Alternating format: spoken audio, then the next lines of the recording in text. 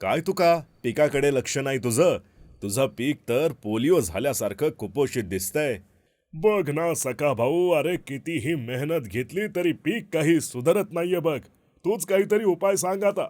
उपाय आहे ना, ट्रायबोनिक्स ॲग्री प्रायव्हेट लिमिटेडचे सोलिओ. यात काय विशेष? सोलिओमुळे जमिनीतील अन्नद्रव्यांचे नैसर्गिक चिलेशन होते व जमिनीतील उपलब्ध असलेल्या अविद्राव्य अन्न घटकांना विद्राव्य करून अतिरिक्त क्षारांचे विघटन व निचरा होऊन तो पिकांना उपलब्ध करून दिला जातो. सोलिओमुळे कुठल्याही तापमानाच्या परिस्थितीत सफेद मुळांची तसेच जमिनीतील उपयोगी असलेल्या सूक्ष्म जीवाची संख्या वाढवते. सोबतच जमिनीची उपजाऊ क्षमता वाढून क्षारांचे प्रमाण कमी होऊन हवा, पाणी खेळते राहते. सोलिओच्या कणांचा पाण्याबरोबर संयोग झाल्यानंतर त्याचे हजारो कण निर्माण होतात व मुळांच्या कार्यक्षेत्रात लवकर शिरकाव करून जमिनीची सुपीकता वाढवतात. अरे वा, बरं हे वापरायचं कसं?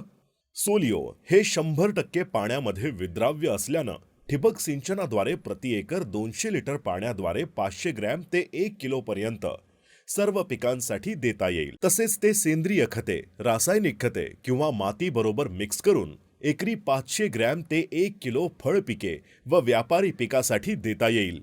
तसेच भाजीपाला पिके व हंगामी पिकांसाठी 250 ते 500 ग्रॅम देता येईल. भाजीपाला व हंगामी पिकांसाठी लावणी झाल्यानंतर 15 ते 30 दिवसांपर्यंत मातीतून द्यावे. तसेच फळ पिकांसाठी बहर धरताना व फळाची सेटिंग होण्याच्या कालावधीत द्यावे. एकदा हे वापर आणि पिकावर आलेला पोलिओ सोलिओने पळवून लाव. अरे वा, मग मी आजच जाऊन सोलिओ घेऊन येतो.